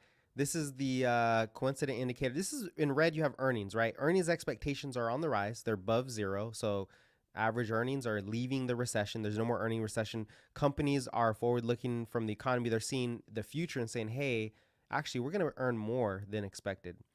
While the sentiment indicators, the leading economic indicators, the LEIs, are saying the opposite. So that is the gap there, right? That's the gap that we're witnessing. Let's hear Tom explain that gap and what can happen if it does close. Season in a second. S&P 500 forward earnings and leading economic indicators. It's a yearly percent change.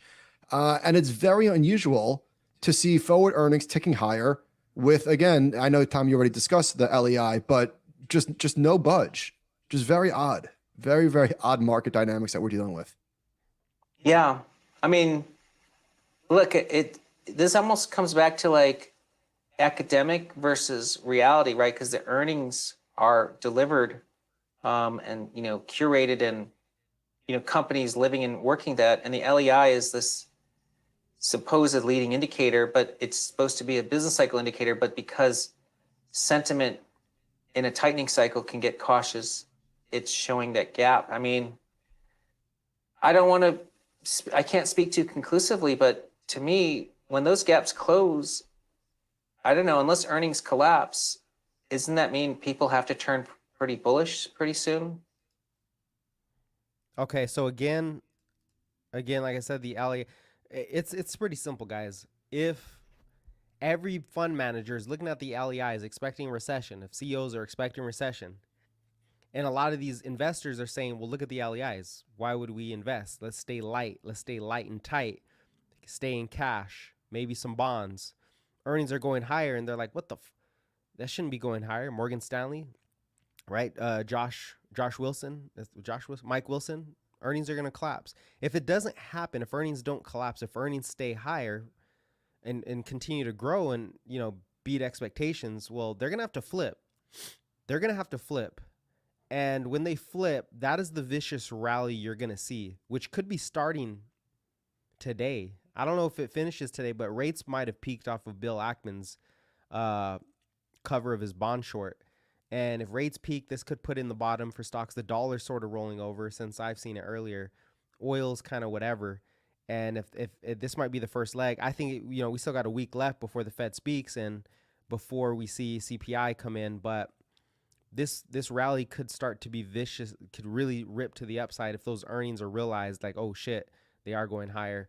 And these LEIs were, the expectation was wrong. So closing the gap, vicious cycle.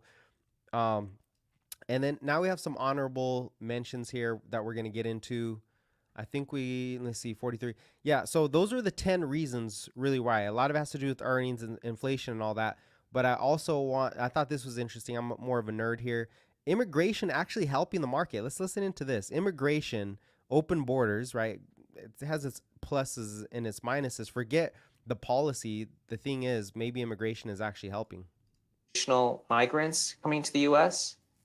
Because if you think of it as an institutional population, I don't know, if there's one worker for every 20, that's additional demand for services that have to be built around. And there's a consumption model. And then there's also transfer payment. So I actually think that is adding to the resilience, but it's incredibly hard to get data on that.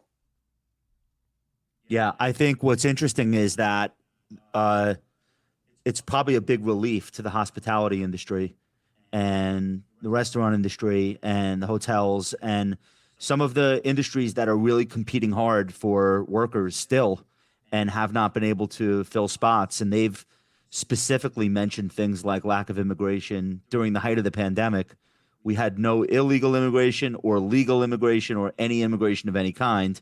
And, they were faced with this weird mix of like unlimited consumer demand and not enough people to staff their facilities. So ironically, that could be the thing that cools off labor costs in the area where they're probably the most overheated. Yeah, and that would be a pretty good elixir, because you'd have demand growth, but without the wage pressures. So, bro, that's insane right there if you think about it.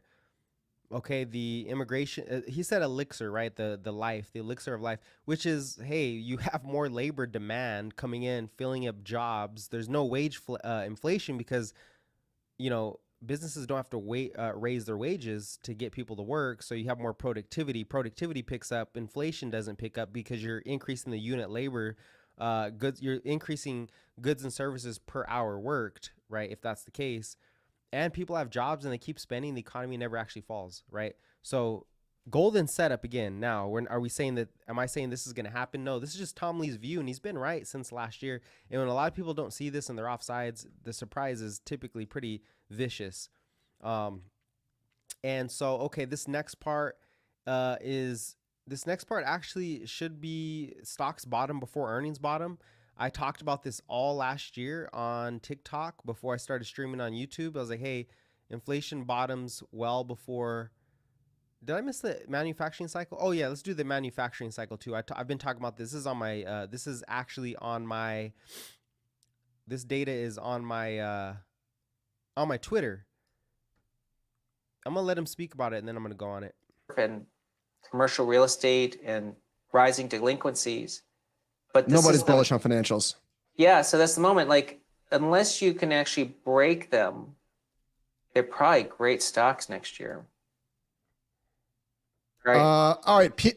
So people talk a lot about ISM and global manufacturing PMIs. Walk us through this chart that we're looking at. That's two different PMIs. That's the ISM manufacturing, which really is still an incredibly important series.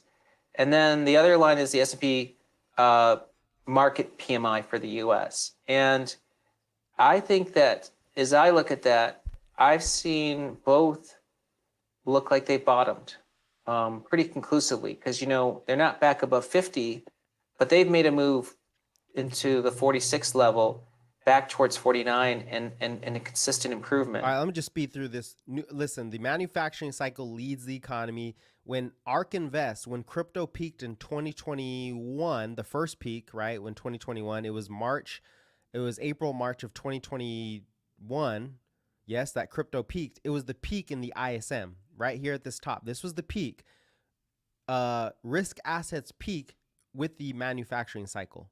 They bottom with the manufacturing. They more so peak with the manufacturing than they bottom, because bottoming takes the peak slows down really quick, so they match up. Now the bottoming is happening, right? And the point here is the manufacturing cycle is really the heavy lifting of the economy. Services are 70% of the economy, but you know, manufacturing is where all the jobs are at. Services come in and out. Manufacturing really sticks, or really causes the recession here. It leads the economic cycle. This is what leads. And what he's saying is, you know, we're at 49 and 49.8. Once you get above 50, you're in expansion territory, which means the economy is now expanding. It is a sentiment indicator, but these are CEOs, these are supply chain managers basically communicating, hey, we see an expansion happening. This is the expansion I'm talking about. The recovery, once you get above that, the recovery happens. Crypto is going to take off. We already saw Chainlink last night, this weekend, explode up 40, 50%. It's probably going to be up 100% by the end of the week. Bitcoin is about to take off. And it's funny because, yeah, we're waiting for the ETF, but typically when the manufacturing cycle starts to turn positive, the riskiest assets start to lead first, because the expectation is that growth is coming, therefore it will support liquidity. Liquidity comes back into the market. And I think that's what we're going to see here, you know, going forward into the market. Now back to this next part, earnings bottom well before earnings, 52.50. That's where we're at. Oh, you know what? I missed this one too. I think I put it in my phone and it didn't show up on my notes. This is really interesting from Tom. I think it's at 50. Is it at 51? Yeah, we're at 51. I think we're at 51. And this is he's talking about the PMIs, but mostly how rapidly and how vicious the stock market sentiment rips to the upside when inflation is pretty much, or when the Fed stops hiking. Maybe give signal some language to the effect that they are done, and that perhaps cuts are on the horizon. Which again, be careful what you wish for. Why is that not the right posturing for investors? Well, you know, most of the time, and that's maybe the wrong word, but when I hear people talk about, hey, what should stocks do either when the Fed's done, or, you know, when inflation is defeated, or I don't know if you guys remember when post-pandemic, almost everybody tells you that every recovery is K-shaped or square root. Like it's never robust, right? Everyone always thinks that when the crisis ends, it's like nuclear fallout, or fallout in like the dust, and nothing recovers for many years before like the first green shoots pop up. But when we look back in the 80s, when inflation was defeated, the stock market didn't have a V-shaped recovery. It literally had a vertical move. And yeah, 82, 83, 84. Yes, exactly, Josh. And in fact, the stock market erased all of its bear market losses from 79, from actually 76 or something, to 82 within 50 trading days. In fact, it made an Wow. all-time high. So what it tells you is that the market's relief when inflation is vanquished is so great. And every chart you showed, amount of money in treasuries, the amount of money sitting on the sidelines, the psychology of, oh, I'm happy earning 5%, I'm, a genius. That all switches to, you know what, if inflation's dead and it doesn't come back for 50 years, what should the multiple be? And I think no matter where the 10-year is, PEs are going to go up a lot. Okay, so you hear that when the market gets the signal, which November 1st, a week from today, the Fed will pause and they're probably going to try to stay hawkish here and say, hey, we're going to leave a hike on the table. Maybe they do, maybe they don't. But if the bond market remains elevated, which almost becomes a positive catalyst, well, the market, when it sees inflation is done and the Fed is done, it's a vicious upside move. The fears have been inflation is too high. The Fed is higher for longer. They're going to keep increasing rates. And the inflation dragon is defeated, like you said. There's typically a vicious upside move between those money market funds start coming back in. Everybody's watching. Everybody needs to get positioned going into the fourth quarter here, and S&P earnings are picking up. It's a huge recipe for a Santa Claus rally. That's what I'm going to make this video tomorrow. Again, we're going to go over tomorrow about the Santa Claus rally and my indicators, all my macro, technical, and fundamental signals that the rally is coming. And we're seeing crypto lead that rally at the moment. And anyways, that's another factor I wanted to look at here. I wanted to show you guys 5250 is the marking of, here it is. This is where people miss. I'm going to throw the chart up while he's talking. And I think no matter where the 10-year is, PEs are going to go up a lot. So the market has this remarkable ability. And when I say the market, it's all of us. All of our the wisdom of the crowds generally prevails. And you can see that in so many different examples. One example that you provide is that equities tend to bottom 11 to 12 months on average before earnings per share does. Can you talk about that phenomenon? It's really remarkable. Yes. That's an example of leading versus hard, right? Because if let's say that we know a company.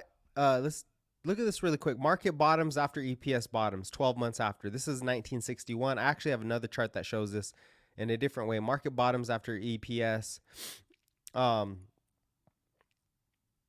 This is after 2 months, 6 months. Okay. Equities bottom 11 months before EPS. So typically, on average, the market bottoms before that. And this is a chart I have. This one's really hard because you're looking at hard data.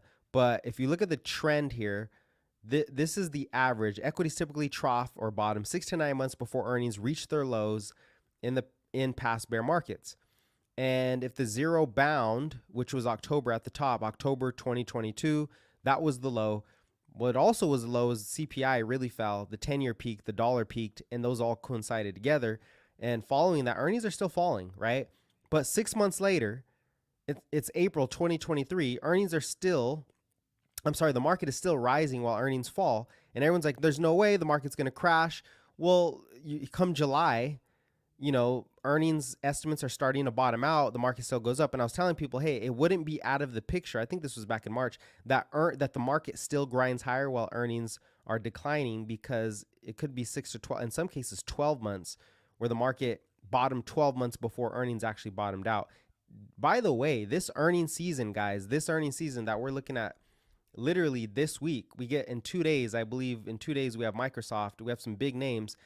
This is going to mark the bottom. Like, I mark my words, this will be more than likely, in my view, 75-80% chance, if the war doesn't, really throw things off, we get a black swan, yields are coming off, the dollar's coming off. This is going to be a vicious upside rally. This is what I see. Everybody is negative. You hear it everywhere. You say there's no way stocks go up. So we'll see how this plays out. Company has fallen on hard times, and it's going to take 12 months before they can even turn things around. We know everyone's already been selling, and so the selling will happen way before the event, which is let's say the bottom in earnings. And as this chart shows, since 1920, stocks bottom 12 months before earnings bottom. And it really ties into the adage. That's why stocks bottom on bad news, because we know the news will be bad for the next 12. Because the market is forward looking. That's why. In the moment, it feels like pain, right? In the moment, it feels like things are going to against you. The world is rigged against you. But we have the ability to look forward, and you don't buy stock or crypto because you think the next day it's going to go up 100%. You don't invest because of what's happening tomorrow. You invest because what could be in the future. Why the F wouldn't the stock market do the same thing? Markets sell into any small, for example, Tesla, right? Last year. Oh, there's a Elon mentions, what, Tesla might be cutting price. Boom, stock sells off because the cutting of prices means less margins. The stock sold off. It got significantly oversold, and then they kept cutting prices. There was still more, okay, they might cut prices, and then it bottoms out and rips on everybody, and everybody's like, what the hell is it going up for? The bad news hasn't even happened yet, or it's not all the way in. And that's because, well, investors sold they sold the bad news, right? It got oversold, and then you can see it on the technicals. It got oversold. The macro environment started to improve. This was January. Fund flows came back in. The bad news was in. Same thing's happening right now with Tesla. Okay, they had a bad earnings report, but it got priced in really quickly after hours, sold off 9% on average, did that for the last 3 earnings report. The point is, stocks typically do, you can't chase them. You got to see what's ahead, right? You got to see what's ahead and then get it. It depends if you're trading though, right? If you're investing. If you're an investor, you just want to see red and you want to buy that red. All right, so we're going to head into the last part here. And Tom Lee has a lot of good comments at the end. He's basically going to tell us why you should be long the market, or not, you don't have to be long, but sort of the reason why technology is going to outperform, and what you should be thinking about. So let's get into that. This is going to be the last segment. We're almost done. What happened this time around? Stocks bottomed in October. We're looking at a chart of operating earnings for the S&P 500. Did stocks not bottom before earnings did? That's exactly right. So if October 2022 was the bottom and the actual second quarter EPS bottom, second quarter 2023 was the bottom, that means they bottomed 9 months before earnings bottomed. I can't believe that we've made it 50 minutes without talking about technology and the Magnificent Seven. In fact, I'm sort of sick of talking about it, so I'm glad that we made it this far. I'm sure the audience is sick of hearing about it. But Tom, you've got this wild chart showing that the potential, I don't want to say you're predicting this, but the potential for technology to become, well, you do say likely, 50% of the S&P 500. What are we looking at here? That chart is, the top half is the gap between the population growth rate and the growth rate of labor supply. And so when the histogram is above zero, you're entering a period of labor shortage. Think about it intuitively. If the population's growing and you don't have enough workers, then you have to supply workers that aren't human. And in the past, that was industrial demand and technology demand, right? Because those are capital-based units of human labor. So in 1948 to 67, we had a long period of labor shortage, and technology stocks went parabolic, as well as technology spend. And the second era in the US was 1991 to 99. We had structural labor shortage, and tech stocks went parabolic. So I didn't realize that we did. Yeah, that's right. So most people think 91 to 99 was an era of innovation, which was correct, but it was born out of necessity because there was actual structural labor shortage. And look, for us who worked in the 90s, because it was a great labor market because there was a shortage of workers. And now I'm a 90s baby, right? I'm a 90s baby. I didn't see, this was interesting to me when I saw it, which is basically, the big boom in the 90s, the early 90s. I think I had a chart on this. Yeah, we looked at this earlier, which was when the market roared higher from the, after the S&L savings, and it was a loans and savings crisis in 1991. After that, it exploded all the way to 99. It was a technology boom, and I didn't realize that there was a labor shortage, and so the demand to create more labor through technology basically rose from the ashes, and so did industrial technologies. And we're actually heading into that right now, right? We're heading into a labor shortage. And so now you have blockchain, you have robotics, you have energy storage, you have all these new technologies coming online, and that's where the capital investment is going to go into, because I mean they already know there's a labor shortage, right? So yes, hyper technology, yep, exactly, 100% carbides, hyper technological revolution incoming. It's called the exponential age. You can think of this as 5G, 6G, 7G chips, semiconductors, electric vehicles, full self-driving, energy storage, storing energy in batteries, battery technology, blockchain technology, which eliminates custodians and all this other. Blockchain does a lot of stuff that's barely. Blockchain is actually due to grow faster than AI, to be honest with you, according to a lot of banks. You have AI, right? The atomic bomb. AI is really the atomic bomb, though. Like, yeah, blockchain will grow faster, but that's the finance industry. AI is going to disrupt everything. And it is happening. So we're going to see more about these on these earnings calls, how AI is changing things. And this is what Tom Lee's saying, like, hey, at the end of the day, technology might become 50% of the S&P because everything will become technology, just like the internet did in the 80s. There was the internet boom. All of a sudden, every company you can think of, McDonald's, Walmart, Kmart, I don't even know if Kmart still exists. They all have an app now. They're all on the internet. So this is, everything is becoming not financialized. It is, but it's also becoming internetized, right? Or webized, whatever you want to call it. It's the web. It's Web 3. Everything will become on the web. Everything's on the web. You have social networks on the web. So technology is going to take over 50%. Who are the biggest winners out of that?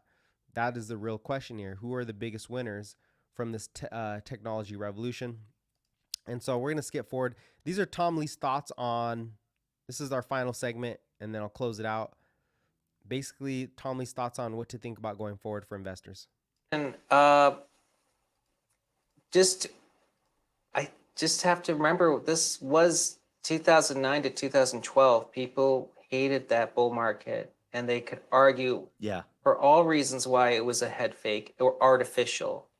And I think that the only answer I can give is the stock market has taken a lot of gut punches, and it's risen. That the market, I mean, it's hard to say, but I just say, the market's not making it up. It's up 20%, Well, that's what I would say, is look at the score. Look at the score. Don't worry what I think. Look at the scoreboard. Yeah. That's usually how I would answer that. Can we explain to people I know what they are. Can we explain to people what granny shouts are? I feel like he actually talks about Caterpillar in that next segment. So yeah, that's what we're looking at. Let me kind of wrap things up here too, and we'll look at the charts. We'll do a little bit of technicals on the charts for today, because I want to do a new stream on that. Where's Trading View? There it is. Okay, things are looking really interesting here. So we're going to look at the charts, and then while we look at the charts, I also want to wrap up a conclusion here. Here's my conclusion, right? Look at the scorecard is what Josh Brown says. Look at the damn scorecard. The market is up. This is Chainlink, by the way. It's leading all cryptos in the top 10 and the top 20, and I think it's headed a lot higher from here. Anyways, look at the scorecard from people are scarred, bro. People are scarred. Why is it that investors expect this disgusting breakdown in the market? They're scarred. They're scarred from 2008, right? If you were a millennial, then you went to college, whatever. You didn't really know about 08, and it was the worst financial crisis. So everybody has the recency bias that, anytime there's a recession, expect the worst ever to happen. When there was like 6 other recessions, there's recessions all the time, and it's a small blip on the radar. But everybody expects the worst things to happen here. And so, they need a 50% recession crash. They need a collapse. Right? Recession is just a slowdown. It's not a complete financial collapse. And a lot of investors are just like, we need a financial collapse to get bullish again, right? They need it because 2001, which was followed by a Black Swan event, bro. Black Swan event was 2001. Without the 9/11, it might not have been, the recession would have been short. The market would have recovered a lot quicker. So number 2, the Fed has never communicated this much in history, constantly communicating. You have Twitter, so things get priced in really quick. The market prices it in fast. So by the time you think, oh shit, things are bad, it's already priced in. That's typically what happens. If things are good, you see them get priced in, they top out, right? Good news gets priced in, and then it sells off if the macro is bad. So that's why. Number 3, a lot of leading indicators are flawed because like I said, the Fed communicated so much tight, you know, tight conditions, higher rates, that it got into the psychology of CEOs, of supply chain managers, of businesses like, oh shit, we better shave employment.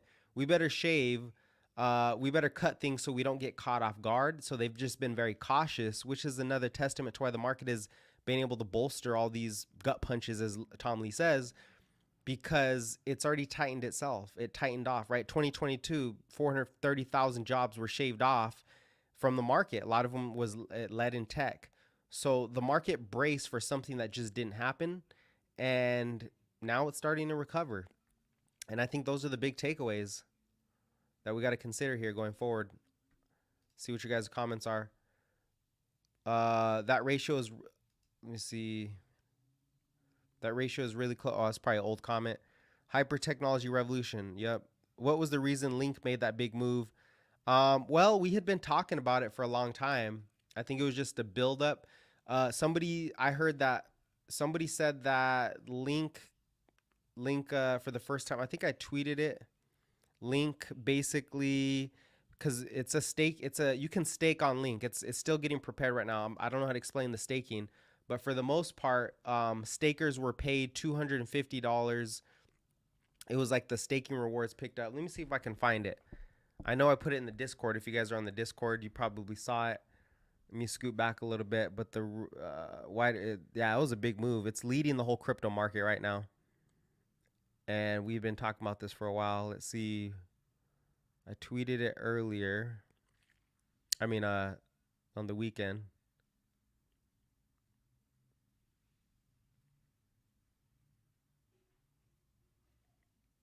Oh, yeah, I forgot about that. I need to pull up that macro report. This week, we have mega cap earnings, core PCE, consumer data, rate decision, Powell's conference, 2 weeks, Powell conference, and employment data. This is the biggest week. Link is leading. Here it is. I think I found it. Chainlink is up on news that CCIP has accrued $250 to Link stakers in the past 24 hours. So basically, the value accrual to the coin is happening. And this is outside of the fact that central banks are all using the coin. So, I mean, that volume is insane. Look at that volume just pick up, right? We told you guys about this for a long time, and it is what it is. I mean, you miss it or you make it. I mean, I'm still trying to get long Link. It's just getting started in my view. So I'm trying to hold above $10. I'll show you my position. I'll show my position again. Can't wait for the rally. Yeah, I think the rally's coming. It was Link that was trending on FinTwit. Yeah, it's moving. Tesla also, man, I freaking missed it this morning. 202, I missed that big downside move. That would have been where I bought more calls. I did buy one more call though. I need to look at the macro forces. We'll quickly go through this because I'm gonna make a different video on the technicals. But as far as the macro forces go, okay, let's end it right here. Here's the macro forces. 2-year yields coming down. What is moving the market? Well, the war might be accelerating, but that actually might be a good thing for stocks because stocks have been pricing in the worst of the worst. And when bad news comes in, it's typically already priced in, right? The market had been pricing this in. Now that yields are falling, 10-year yields are falling, that eases financial conditions, that increases the earnings. I'm sorry, that increases is it earnings? Yeah, this increases the earnings on PE. Earnings go higher. Why? Because the cost of capital into the future, or the cost of debt, goes lower. So if your debt goes lower, your earnings increase automatically. So if 10-year yields have peaked, I mean, hey, let's go. We also see the dollar reflecting that. It's at 105.50. Look, if we break below this 105.50 level, we're back into the secular trend. This is very constructive. I think investors are, a lot of them are fearful, but smart money is like, hey, we're going to flip here. I think we're looking at the flip. You see bonds are catching a bid. What did I say? If bonds go higher, if treasuries go up, then stocks go up because yields come down. And this is a different type of market. Oil is easing up. My oil might chug around here, but the top in oil might be in. Okay, the top in oil might be in here. So we can draw things all day long until we see some more consistency, but you got the top. Oh, ugh. It's not what I wanted to grab. You got the top here. You got a top here. And we'll see. Maybe it comes back down, bounces again. It's probably going to form like a wedge. And we'll see if it breaks down. Right? Well, this is still the, by the way, oil is still the, what do I call it? Oil is the wild card. There we go. The trump card. It's still the trump card. It's still the wild card. But there's a lot of evidence that oil demand is falling. And, mostly supply is picking up pretty quickly. Okay, gold tried to make a move, but hey, Bitcoin's going to swallow that. Nat gas. Whoa, look at that candle for nat gas. What the hell? That's interesting. Nat gas is down, copper's down, wheat's down. VIX back below. It's still holding 20. Okay, VIX holding 20. Vol for VIX is at 20. We're at risk off levels. This is the bad news. Bond market volatility is picking up. Hopefully that doesn't continue, and we'll see. It might come down with rates coming down. It might come down. Okay, credit risk, equity credit risk is actually picking up here. So this is really equity credit risk picking up. This is a function of debt. This is a spread between equity debt, and treasury debt. Basically, you're getting a move into treasuries against corporate debt. So people are moving into treasuries, but the actual move into treasuries actually lowers rates for the market. So individual stocks are probably going to go higher. See what else we got. Junk bonds, a little bit of bids there. Here's the S&P technicals at the bottom of that falling flag. Now it is bearish because, let's actually get this a little more highlighted. It is bearish at the moment because we're at the bottom of this thing. But if this is the bottom, right, we bottom ticked. We're almost oversold completely. This is the bottom. I mean, you got a big rip rally. Big rip rally higher. We need to get we're below the 200 moving average, though. Let me take this EMA off. That's for like the 30-minute chart. We're trying to get above that 200 moving average. We're not there yet. Still pretty weak. The Qs at the bottom of the trend. Qs look good. I still think they lead the rally when we go. Qs are still holding the previous level. They came down faster than I thought. RSI might be turning up. And what else we got? In 1914, there was a shutdown of the markets because of World War I, because there was fear of a crash. Traders ended up trading stocks in what's called the gutter market. Market didn't crash. Hey, great, Carbides. Thanks for the, appreciate the history. So, damn, they shut down everything. Market still didn't crash. You know why? Because people are greedy. They're more greedy than they are fearful, or else the markets wouldn't be going higher over time. Think about it. Fear fuels short-term moves, but greed fuels long-term moves.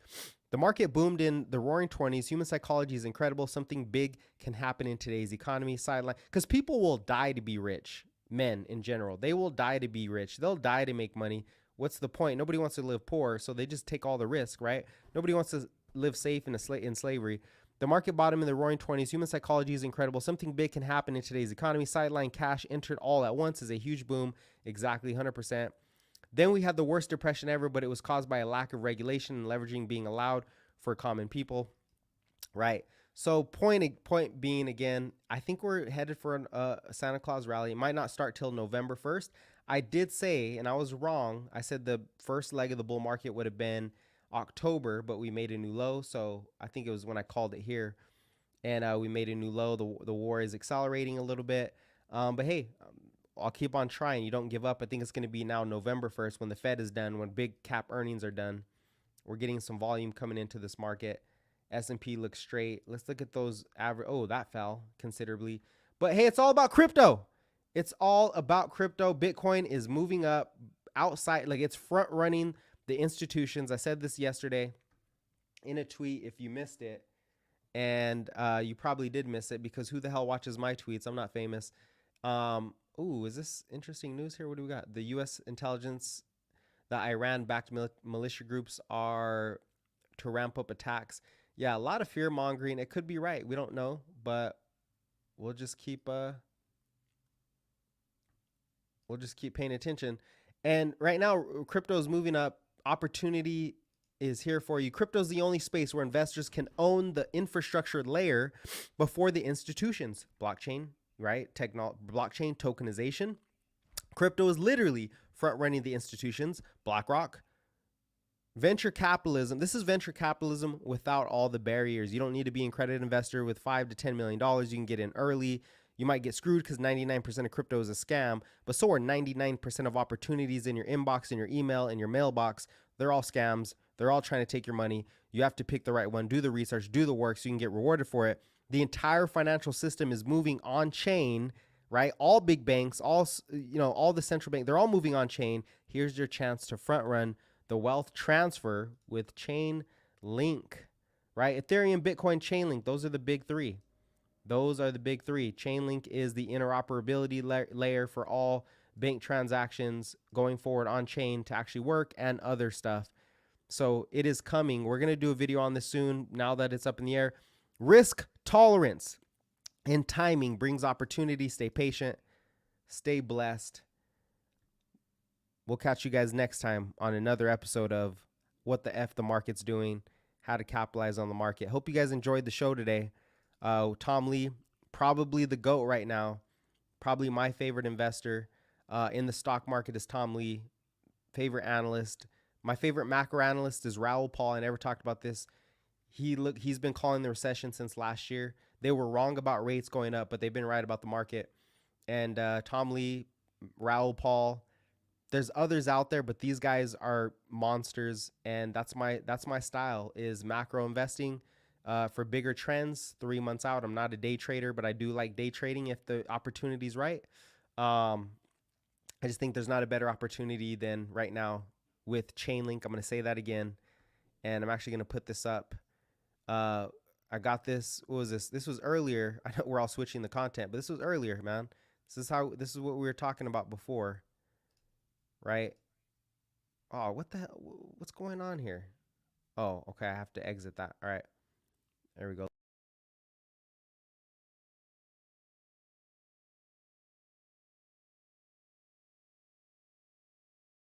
Oh, my audio was removed. Dude, what I don't even know how to use this thing. How do I get the screen up?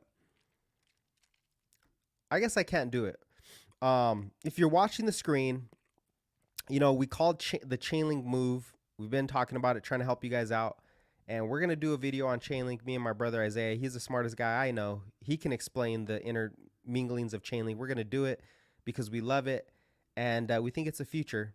So I'm going to let it go on that note. Appreciate you guys joining the channel. Please like, subscribe, and you guys stay blessed. I'll make another video when I'm ready about the technicals and how the macro forces are moving. Stay tuned. We're gonna have some courses out by the end of the year. Link is on fire. Cheers, mates. Dang, I gotta get a better exit. Here we go. This is the song right here.